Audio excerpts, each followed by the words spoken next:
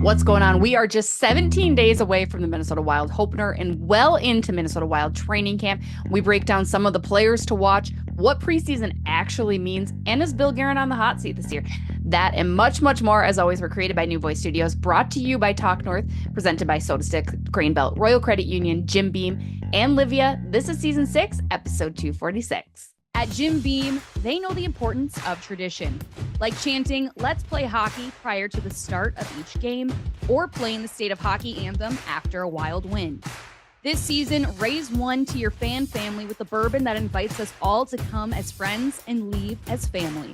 Jim Beam Bourbon Whiskey, the official bourbon whiskey partner of the Minnesota Wild and XL Energy Center. Drink smart. Jim Beam Kentucky Straight Bourbon Whiskey. 40% alcohol by volume. Copyright 2021. James B. Beam Distilling Company, Incorporated, Claremont, Kentucky.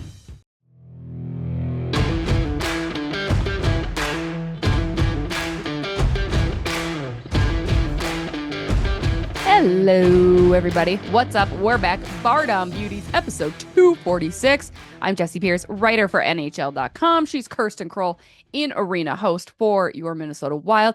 And we get to do our jobs like this week because hockey is back. Training camp is in full swing. Minnesota Wild they will host their first home preseason game this Friday, this Sunday. We're here. Are we ready? I'm so ready. Honestly, I've been doing as it's been getting closer and closer, I've been doing this mini countdown. This week is going to be crazy because this is where I really feel hockey just kicks back in full speed, getting body checked, if you will, into the hockey season, as I like to say. Yeah, because the NAHL showcase is happening this week in Blaine. I will be out there. And then Friday, first preseason game. I'm really excited. I feel like I will be myself again, full peak form. I've had my summer vacation, had my time to relax, play with my friends outside, and now I'm ready to get back to work. I have a love-hate relationship with how much I define myself by hockey, though, right? I do. Absolutely. Right, we're back, but I'm like, is that healthy? Is this good that I define myself so much by my job, essentially? I really try to separate the two. And I think I learned that during COVID because sports was my entire personality. And when we didn't have sports, I was like, I don't know who I am. And I had one of my very first existential crises. I've had many. I was going to say, this is not a new thing. So I try not to make it my whole personality, but as it creeps closer and it's all I talk about, I realize it is a very prominent part of my personality and my identity. I hope somebody brings up hockey once in a while. Literally, there are numerous times when if I go 10 minutes without talking about hockey, I just get itchy. I'm like, can somebody bring it up? Can I talk about Jonas Brodin, Joel Eriksson, please? For years, we'd be out at bars and I would somehow always find the hockey people. My friends are like, how do you do that? I'm like, I don't know. Actually, I do. I look at their hats or I look what they're wearing. I'm like, you it's look a like a sixth hockey sense. person. It is. It's weird. Speaking of Broads, he was out at my good old golf course loggers with Kirill Kaprizov, Matt Zuccarello, and Filip Gustavsson on Saturday. That seems to me the weirdest group I think ever. Right? Absolutely, but I don't know. Gus and Broads, they have that Swede thing going on. Zuki and Kirill are just besties. Uncle Kirill. Yes. So I guess it's a weird hodgepodge, it seems, but they're also all quieter guys. Maybe not so much Zuki. Yeah. No, they force Kirill to talk and be the face. Mm-hmm. So he doesn't seem that quiet, but they're all more reserved, I would say. Definitely compared to more other reserved. Guys. My intel says that they just had chips and candy and water the entire day. Unacceptable. It is preseason training camp. You got to get the body right. The body's a temple. Unacceptable. They had a day off on Sunday too, so they could have gotten a little crazy. Well, while they were at the golf course, though, the Wild's first preseason game in Winnipeg, they take a 5-2 win over the Jets. Now it's preseason, all right? And we'll get into how we feel about preseason later on because it came up with our cues with the Beauties. The one thing I do want to take away, Jesper Wallstedt playing all 60 minutes, stopping 38 of 40 shots, 9.950 save percentage. The Wild power play went 2 for 3. PK went 5 for 5. Goals from Caden Bankier, Damon Hunt, Jacob Lauko, Graham Clark, and Ben Jones. Jacob Lauko with a block shot in his lane, pushing it up for a oh my gosh, a breakaway goal. That's what that's called when you don't have a breakaway goal. My goodness. Did you see that? I The did. literal stall in my brain. Yeah, we're working out the kinks. We're preseason Oof. form right now. We'll get mid-season form real quick. Yeah. So Hopefully there's not the that. attitudes mid-season. We get a little grumpy and tired at that point.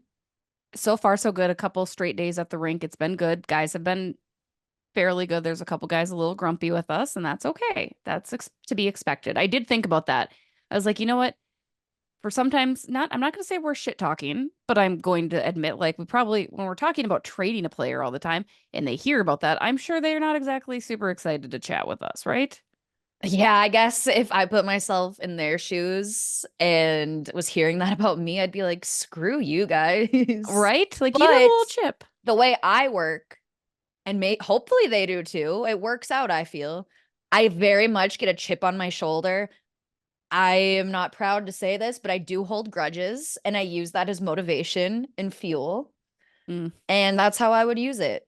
But yeah. yeah, there'd probably be a really bad attitude to coincide with it as well. Yeah.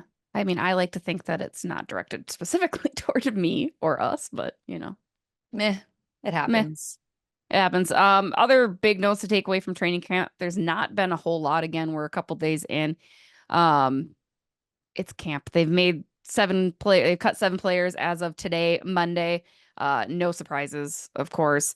I am curious though, seeing Jacob Lauko in that preseason game, and I need to find out if it's Lauko or Loco because Hines the other day called him Loco, That and might to just be a me, nickname though. but it's spelled Lauko, I would say Lauco. I've only ever right? heard Lauco. Yeah, and Hines could be wrong. That wouldn't be a first time. Could be wrong, but yeah, I'm gonna go with Lauko. We'll find out. We'll chat with him sometime at camp here. Um, I kind of penciled him in my brain as a guy that maybe could start in Iowa, similar to how Vinny Lettieri did last year, right? Or Juju Kara. Jujar Kara. Yeah, thankfully I His don't have to name say that sounds like a name Star anymore. Wars name. It's Whenever you it's say it, that's all I think about. I He know, seems I straight know. out of a character from Star Wars. Exactly.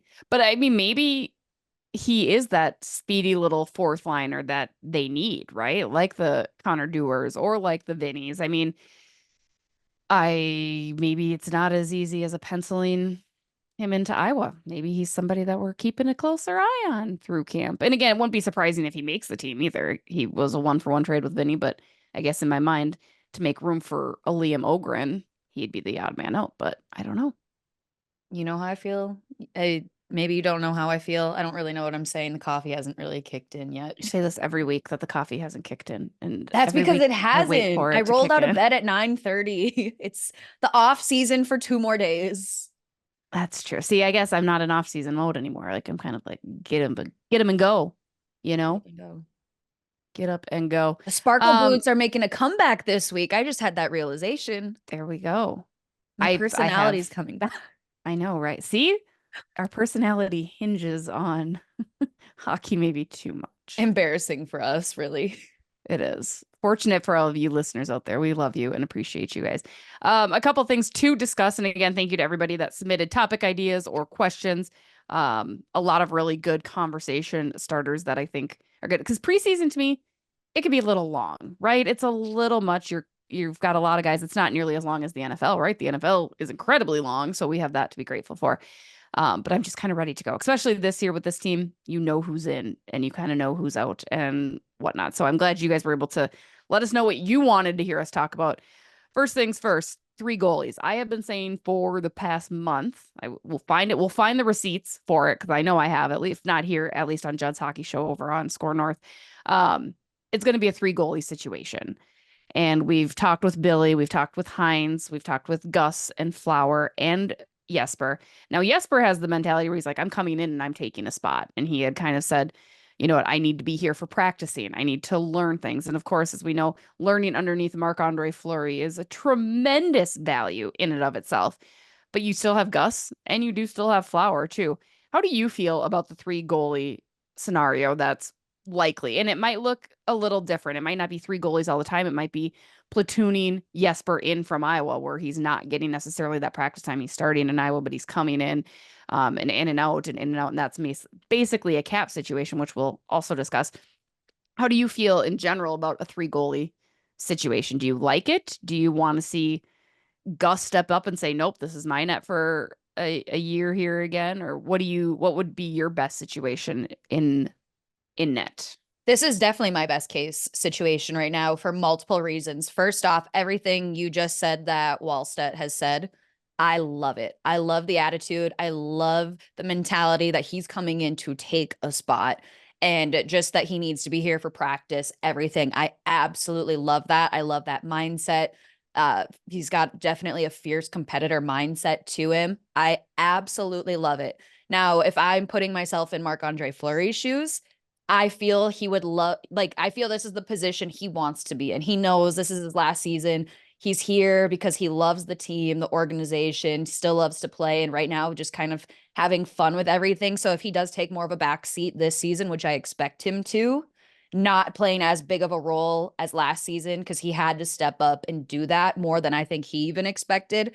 I think he's really happy to be in the position he is right now, and especially with Wallstedt, I feel that's probably exciting to him to be able to leave an impact.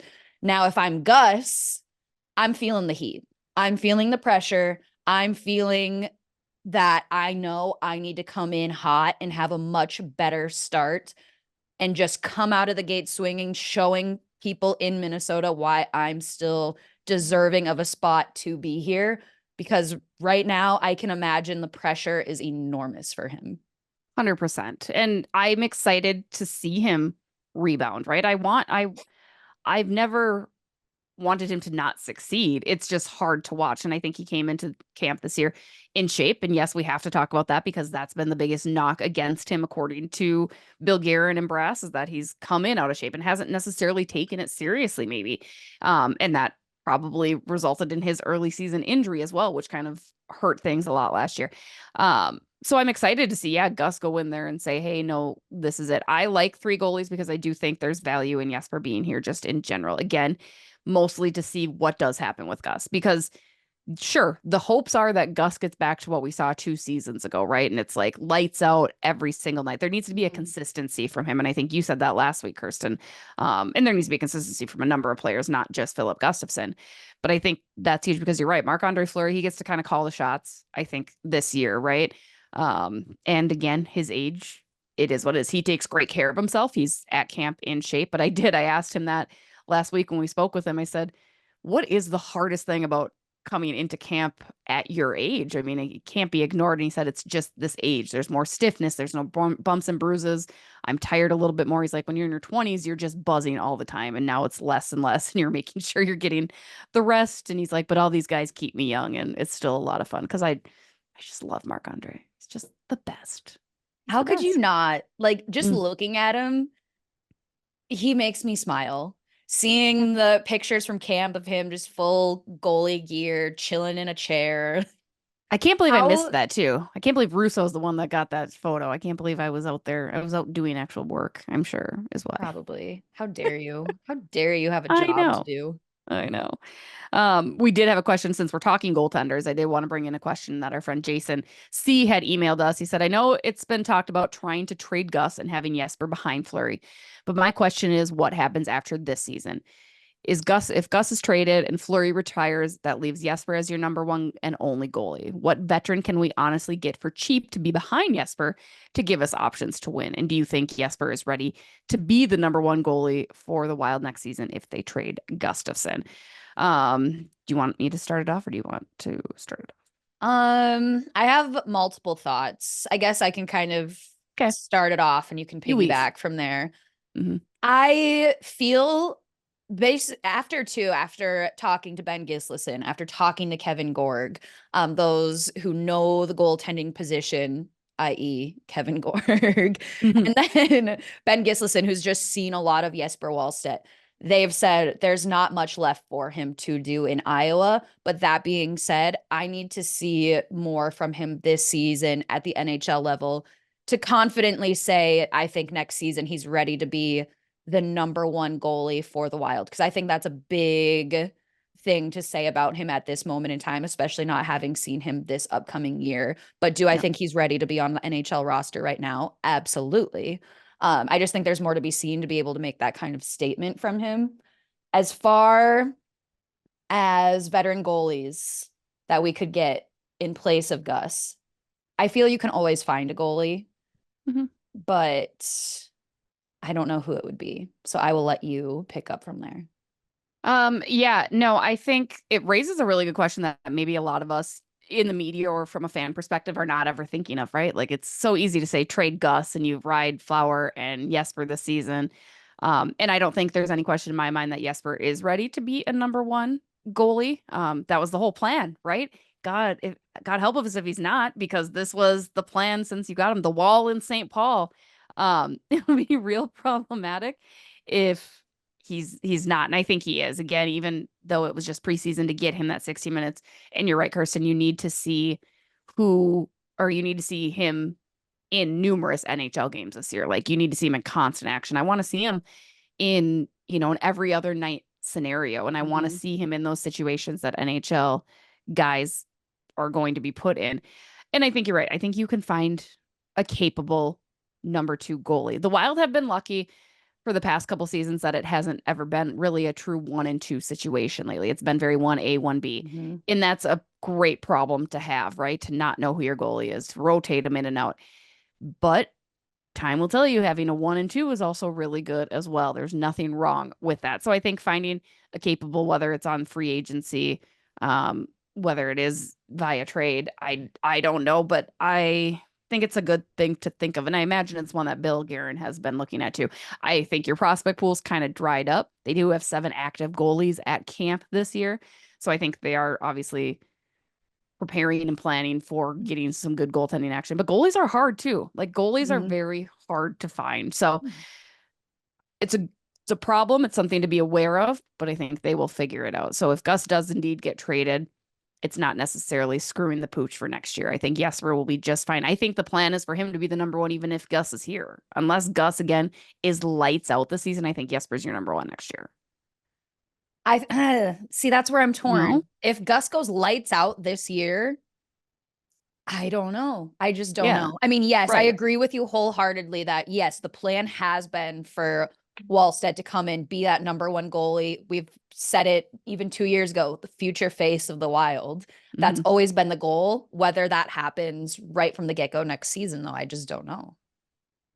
Yeah, I think it's Jesper's to lose. It's Gus's to win, but Jesper's to lose, right? Like I think it's him next year, unless Gus is incredible this season, which fine, good. I hope he is. I would like to reiterate that. I hope he's phenomenal this year. Saves a lot of ruffled feathers and stuff. We had talked a little bit about money. One of the questions that came in was how much have the buyouts truly stymied the Wild? And we can talk in circles about it all day. There's no question. It's the last year of the Zach Parise buyouts, Zach Parise and Ryan Suter buyouts, excuse me. You see it in the lack of free agency signings, right? Like I think they definitely hurt. But the funny thing is after this year, you already have a lot of your salary cap still eaten up by your Brock Faber. That kicks in next year. Middleton kicks in next year. Your extensions with Hartman. And I mean, they're all kind of middling with the exception of Faber, and Boldy's getting paid a good chunk of that too. But you still, I mean, you have a good chunk of money to play with, but you don't need to go balls to the wall on just one guy, I guess, either. So, I mean, to me, still the right moves. I still maintain that. But I want to caution everybody that's excited. Like, Bill's going to have money, but it's not crazy. Oh my gosh, this is going to be team altering, life changing money for Bill Guerin and the Minnesota Wild. That money, that the extra money we will have to play with is also going to be offered and thrown at Kaprizov. Yes. Yes, that's true. I want to get into Kaprizov and Bill Guerin, but first I'm going to make you guys sit through a break because we're going to take a quick break.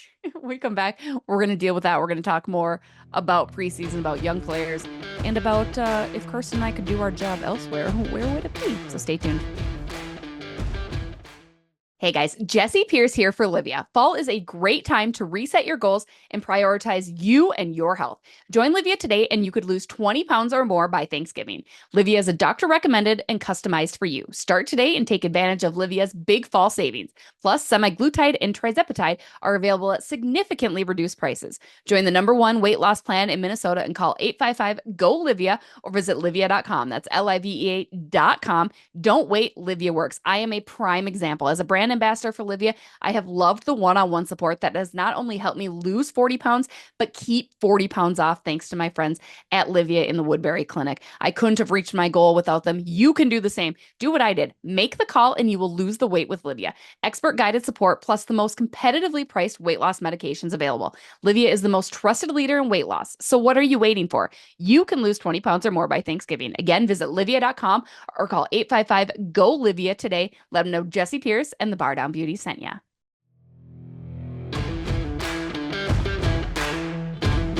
All right, we're back. That wasn't a very good segue for me. I do agree. I've done better. Today I've been off my segue game. I recorded my Vikings podcast. Go listen to Before I Die. Shameless plug. My segue game's off today. You know, I feel even my response time's a little delayed today. It's very delayed. I'm looking at you like, is my computer this slow or is I am, because the coffee hasn't kicked in yet. Man. Yeah, this is my last 2 days of summer vacay, even though it's officially fall now. It's meteorological fall. I'll be better, guys. I'll be better. I'll hold you accountable next week. Please do. We'll check in. We'll see how next week goes. I think we'll do a vibe check next week. Vibe check next week. We had talked about Bill Guerin, talked about the salary cap. We spoke with I don't want to say terse, and I don't even really want to say tense. It felt a little different than the very joking Bill Guerin that we normally get. It was still very Bill when we spoke with him on day 1 of training camp, but there was you could feel a little bit of pressure almost. And a lot of that has to do, it's a big year. Minnesota needs to get back into the playoffs. You're eyeing down a Kirill Kaprizov extension. Those talks Bill has said that the talks haven't begun.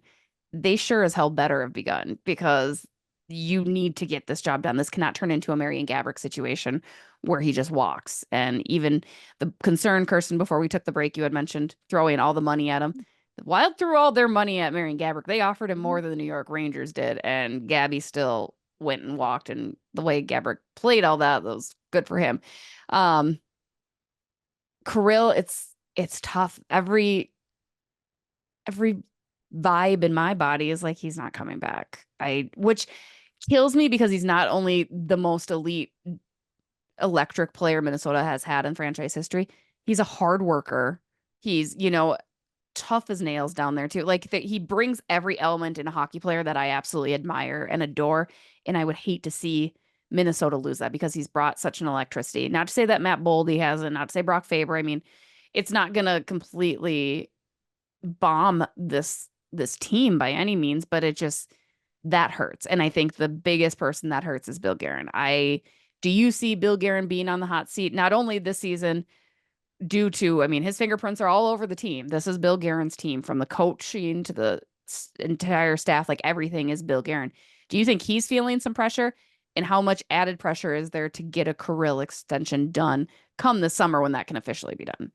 I think sorry, why is my voice doing this today? Yeah, man. Okay. Coffee hasn't kicked in. Coffee hasn't kicked in. That, or I'm going through puberty or something. I don't know. Maybe my voice is going to change. Stay tuned for Friday, guys, when I'm on the mic. That could be bad news. Anyways, I think if I'm Bill Guerin, I'm definitely feeling pressure. I think part of that pressure, probably very self-inflicted, because I do think Bill Guerin has that winning mentality. I think he has a lot of high expectations for himself. I think because you have an owner in Craig Leopold who is used to making the postseason, wants to make the postseason after missing last year, probably adding a little more heat. But he's also, you can tell, kind of given the reins to Bill Guerin, put his trust in Bill Guerin. So maybe it's been a little more lax the last couple of years, but now the stakes are higher because you do have that Kirill Kaprizov extension looming, or new contract looming. And just knowing, okay, I was given maybe even a little more leeway because of the buyouts. And now that's coming to an end. So next season, really, you'll see what he's able to do. I think if I'm Bill Guerin, absolutely, I'm feeling pressure right now. You just said what I was going to say too. I think the buyouts bought Bill Guerin a little bit of time, right? Like, I mean, it's easy to point to the cap and say, this is why we're not able to do it. That'll always be the downfall. And it's not wrong. I mean, it is. It's why you're not able to compete to your standard. And again, missing the playoffs last year, there's a number of different reasons. But and I a think, huge piece too. Sorry to cut you off. You fire your coach in Dean Evison last year, bring in John Hines. That next finger that's going to be pointed is at the GM. yep. And we said that from the get-go, right? Once Dean was fired, we said, okay, Bill, this is on you now, right? Like, this is you. And I don't think Bill Guerin has ever shied away from that at all. I think you don't make the playoffs this year. Not only is it going to kill the fans, you're down to a 0.0% chance. I don't think there's enough that you can tell Kirill. I do wonder if it would have been different if like Danilia Yurov had come over this year. But the other curious thing is, why didn't Danilia come over, right? Like, did he not come over because there was no spot? I think you need to make a decision on Freddie Gaudreau, Marcus Johansson. I think those are two veteran players that don't right now deserve to be as high in the lineup as they are, right? And Freddie Gaudreau is now a bottom six forward, and that's fine. Marcus is not a top six forward, I don't think. And it's frustrating to watch when you have guys like Liam Ogren, or if you were to have a Danilia Yurov come in, right? Like, it's frustrating to watch that. So I think what Bill Guerin decides to do with those two guys in particular, and some of the younger guys, I think will be very telling too, as to how the other players might view him, how Kirill might view it, like how he's actually picking the future. You know what I mean? Like, yes, JoJo's on his last year of the contract, so you could say, well, he's gone next year, good riddance, but I don't want him this year. Yeah, I don't either. If he's gonna have a season like he did last year, I don't want him. And we joke that contract years, he exceeds expectations to earn that next contract. That's assuming his next contract will be in the NHL. What if it's not even in the It might not be. It might not be. But yeah, I agree. I think one of the most frustrating aspects of being a Wild fan and just trying to look at it from the fan's perspective, you see the prospects who are highly praised that are down in Iowa could be deserving of a roster spot, but we don't get to see them the way we'd want to because there's not room. There's not cap space. Yeah, which again, that's what we were talking about with Jesper having to come up and down because he has that leeway. Excuse me. One of the questions we also got is there a young guy who can actually push a vet guy into the press box? Do you think that there is a young player? Is it a Liam Ogren? Is it a Damon Hunt? I don't think Riley Heidt or Hunter Haight are quite there yet.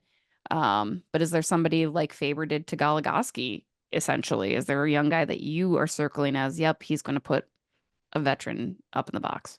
I think as of right now, Liam Ogren is without a doubt that guy. We saw glimmers of him last season. Again, like similar to Wallstedt, I need to see him more consistently to make a firm, yes, this is how confidently I feel in him right now.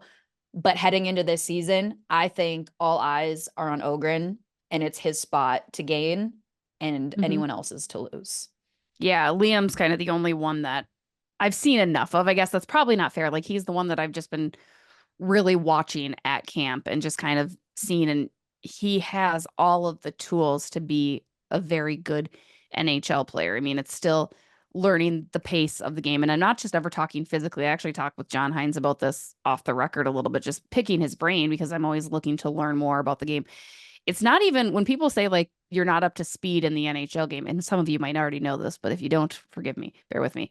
But it's not even the physical aspect of the speed. That's one part, but it's literally just staying with your lines and making the plays. That was the other frustrating thing to watch in some of these scrimmages is Johansson not being able to keep up with Matt Boldy and Joel Eriksson. Like it wasn't there, right? Or just him cherry picking at top. And it drove me insane. Whereas like Liam Ogren is only maybe half a step behind in some of those plays. Like I need to see him push a guy into the press box. I need it. I absolutely can see it happening. Okay. I like it. And I'm manifesting that energy out there. Yeah, we have to. I'm sorry. I'm not trying to be mean. It's not like no, I can't. I just don't want to. No, people just need to be better. How much does preseason actually matter?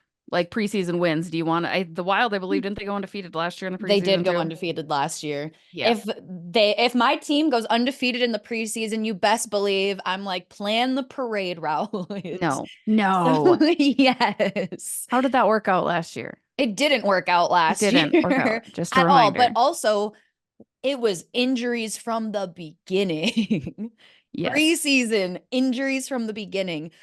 If there's one thing to give me hope, it's seeing how my team does in the preseason. Let me have that. Let me get excited just for them to crush me later on. That's fine. At least let me be happy for a little while. It's a sad, sad life you live. It is sad, but let me try to be an optimist for 2 seconds. Preseason, I could care. I didn't watch the game on Saturday. I probably won't be there Friday. Actually, I won't be there Friday. I don't know. I take it with a grain of salt. It's good to see some guys in action and see some of the possible line combinations. But yeah, like there's always that preseason darling is what we call him. Like I've got to figure out a good name who looks really good in the preseason, but it's not going to translate, i.e. your Adam Beckmans, i.e. your Sammy Watt. Like they're good players.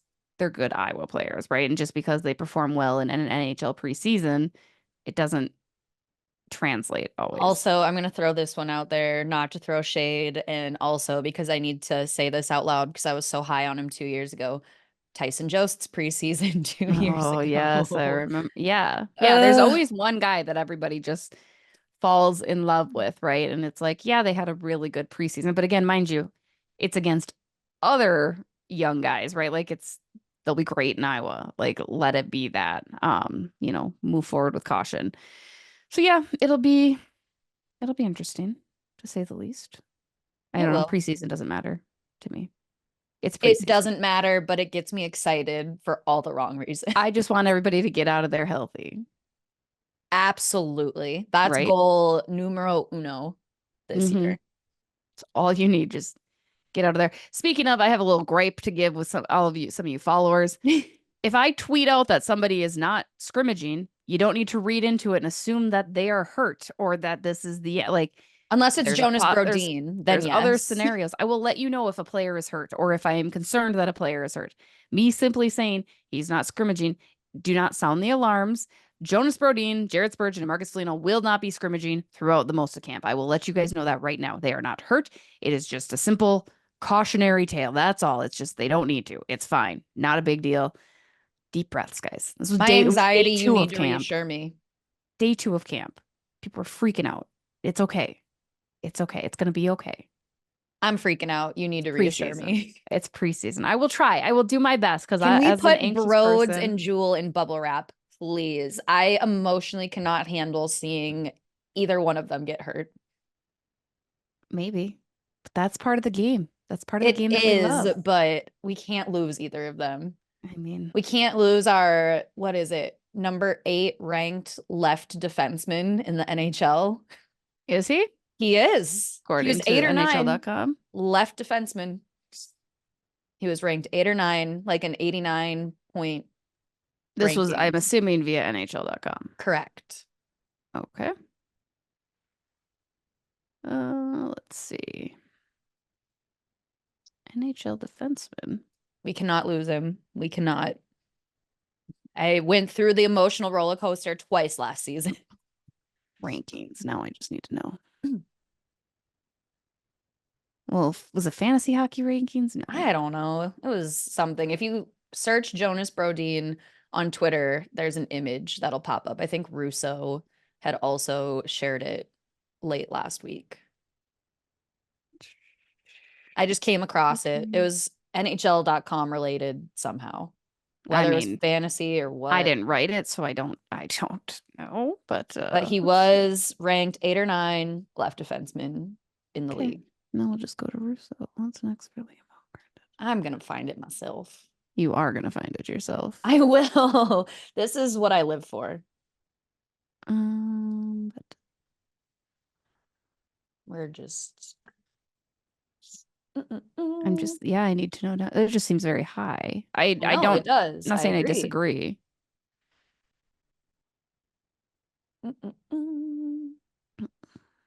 Yup. Okay. Did you find it? Okay. EA Sports.